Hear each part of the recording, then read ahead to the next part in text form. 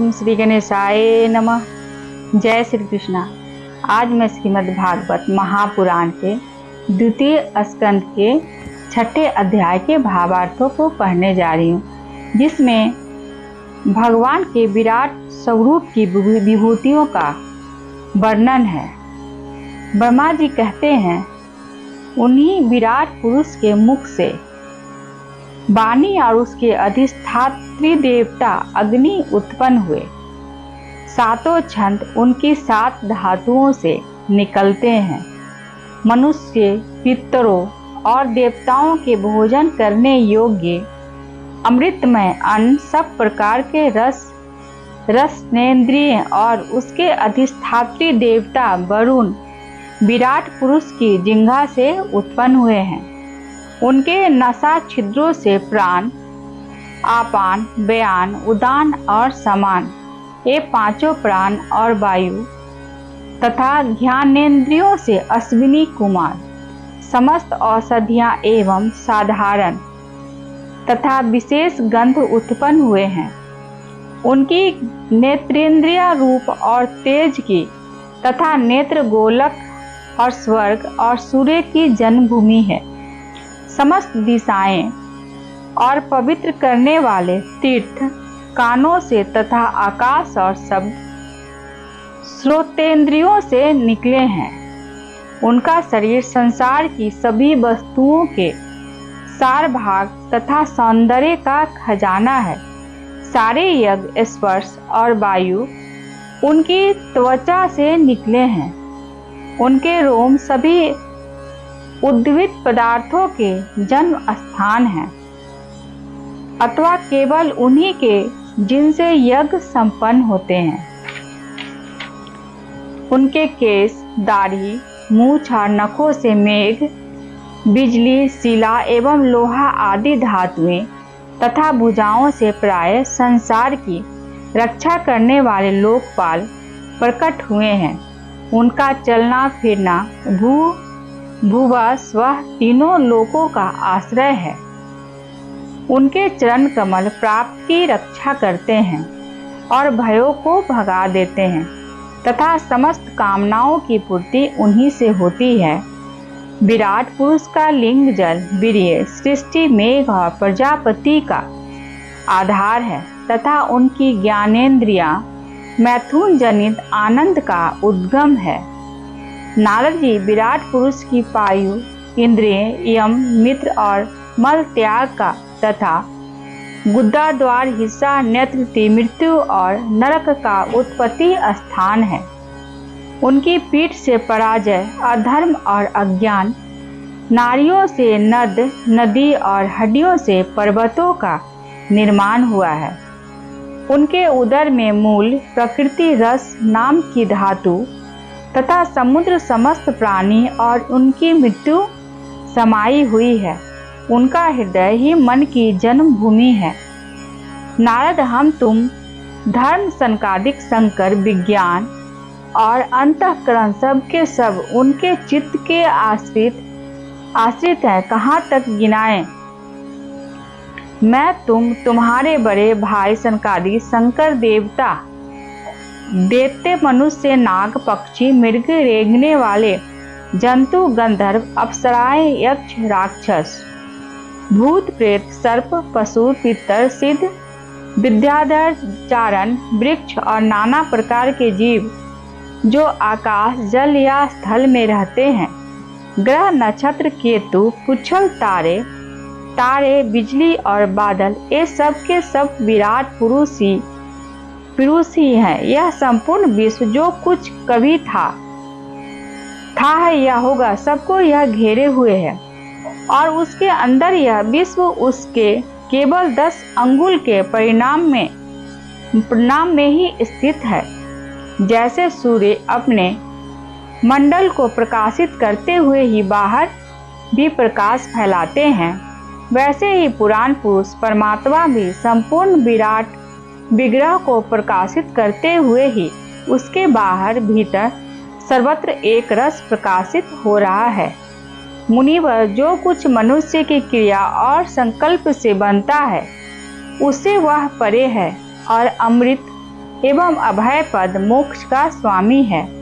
यही कारण है कि कोई भी उसकी महिमा का पार नहीं पा सकता। संपूर्ण लोक भगवान के एक पाद मंत्र अंश मात्र हैं तथा उनके अंश मात्र लोकों में समस्त प्राणी निवास करते हैं। भूलोक, भूवलोक और स्वर्गलोक के ऊपर महलोक है। उसके भी ऊपर जन, तप और सत्य लोकों में क्रमशः अमृत, क्षेम एवं अभय का नित्य निवास है। जन, तप और सत्य, इन तीनों लोकों में ब्रह्मचारी, वानप्रस्थ एवं सन्यासी निवास करते हैं। दीर्घकालीन ब्रह्मचर्य से रहित गृहस्थ भूलोक, भूवलोक और स्वर्गलोक के भीतर ही निवास करते हैं। शास्त्रों में दो मार्ग बतलाए गए हैं, एक अविद्या रूप कर्म मार्ग जो सकाम पुरुषों के लिए है और दूसरा उपासन रूप विद्या का मार्ग जो निष्काम उपासकों के लिए है। मनुष्य दोनों में से किसी एक का आश्रय लेकर भोग प्राप्त करने वाले दक्षिण मार्ग से अथवा मोक्ष प्राप्त करने वाले उत्तर मार्ग से यात्रा करते हैं।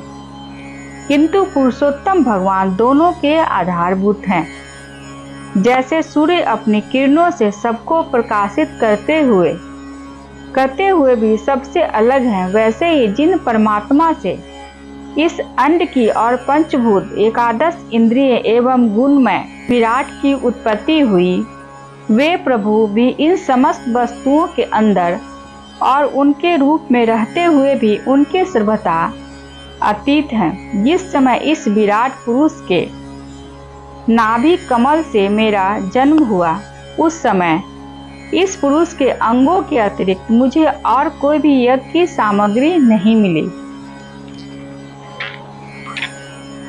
तब मैंने उसके अंगों में ही यज्ञ के पशु, यूप, स्तंभ, कुश, यह यज्ञ भूमि और यज्ञ के योग्य उत्तम काल की कल्पना की।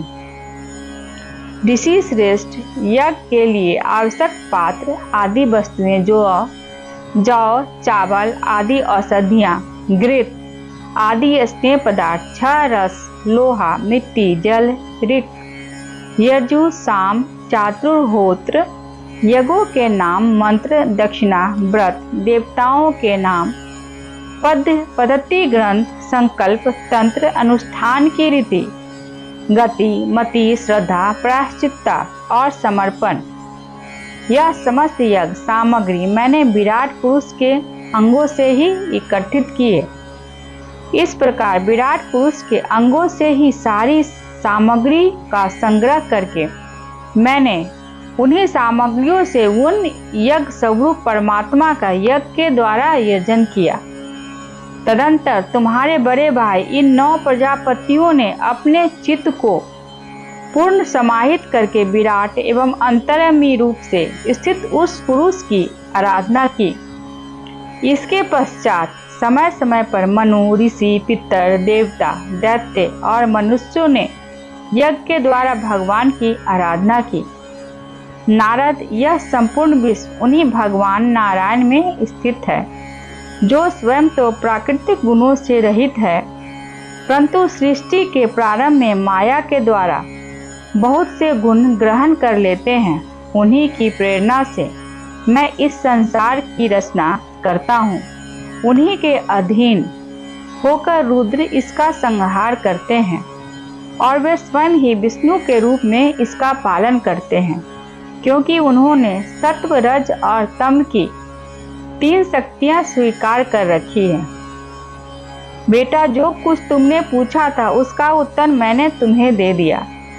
भाव या अभाव, कार्य या कारण के रूप में ऐसी कोई भी वस्तु नहीं है जो भगवान से भिन्न हो। प्यारे नारद, मैं प्रेम पूर्वक एवं उत्कंठित हृदय से भगवान के स्मरण में मग्न रहता हूँ। इसी से मेरी वाणी कभी असत्य होती नहीं दिखती। मेरा मन कभी असत्य संकल्प नहीं करता और मेरी इंद्रियां भी कभी मर्यादा का उल्लंघन करके कुमार्ग में नहीं जाती। मैं वेद मूर्ति हूँ। मेरा जीवन तपस्यामय है। बड़े बड़े प्रजापति मेरी वंदना करते हैं और मैं इनका स्वामी हूँ। पहले मैंने बड़ी निष्ठा से योग का स्वर्ग अनुष्ठान किया था, परंतु मैं अपने मूल कारण परमात्मा के स्वरूप को नहीं जान सका, क्योंकि वे तो एकमात्र भक्ति से ही प्राप्त होते हैं।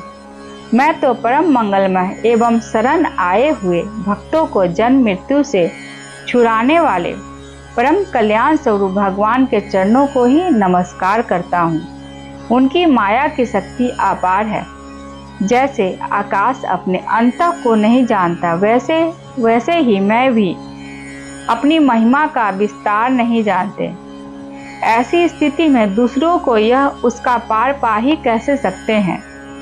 मैं, मेरे पुत्र, तुम लोग और शंकर जी भी उनके सत्य स्वरूप को नहीं जानते, तब दूसरे देवता तो उन्हें जान ही कैसे सकते हैं। हम सब प्रकार मोहित हो रहे हैं कि उनकी माया के द्वारा रचे हुए जगत को भी ठीक ठीक नहीं समझ सकते। अपनी अपनी बुद्धि के अनुसार ही अटकल लगाते हैं। हम लोग केवल जिनके अवतार की लीलाओं का गान ही करते रहते हैं, उनके तत्व को नहीं जानते। उन भगवान के श्री चरणों में मैं नमस्कार करता हूँ। वे अजन्मा एवं पुरुषोत्तम है। प्रत्येक कल्प में वे स्वयं अपने आप की ही सृष्टि करते हैं, रक्षा करते हैं और संहार कर लेते हैं। वे माया के लय से रहित केवल ज्ञान स्वरूप हैं और अंतरात्मा के रूप में एक रस स्थित हैं। वे तीनों काल में सत्य एवं परिपूर्ण है, न उनका आदि है न अंत। वे तीनों गुणों से रहित सनातन एवं अद्वितीय हैं। नारद महात्मा लोग जिस समय अपने अंतःकरण, इंद्रिय और शरीर को शांत कर लेते हैं, उस समय उनका साक्षात्कार करते हुए, परंतु जब असत्य पुरुषों के द्वारा कुत्रों का जाल बिछाकर उनको ढक दिया जाता है, तब उनके दर्शन नहीं हो पाते। परंतु जब असत्य पुरुषों के द्वारा कुतर्कों का जाल बिछाकर उनको ढक दिया जाता है, तब उनके दर्शन नहीं हो पाते। परमात्मा का पहला अवतार विराट पुरुष है। उसके सिवा काल, स्वभाव, कार्य, कारण, मन, पंचभूत, अहंकार, तीनों गुण, इंद्रियां, ब्रह्मांड, शरीर, उसका अभिमानी, अस्थावर और जंगम जीव सबके सब उन अनंत भगवान के ही रूप हैं।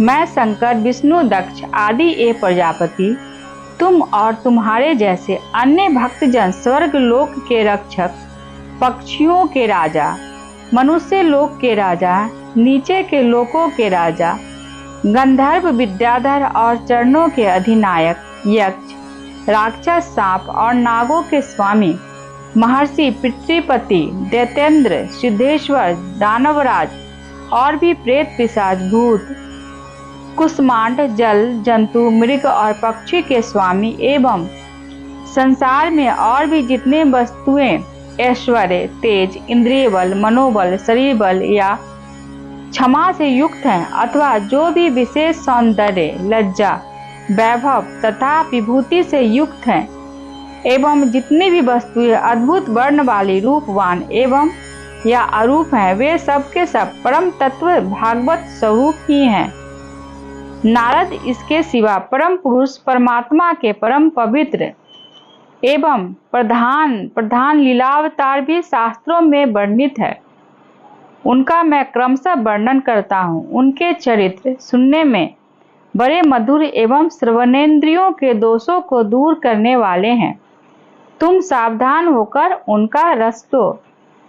आज मैं श्रीमद् भागवत महापुराण के द्वितीय स्कंद के 6वें अध्याय के भावार्थों को पढ़ी हूँ। यदि मेरे से कोई त्रुटि हुई होगी तो मुझे क्षमा करेंगे। जय श्री कृष्ण।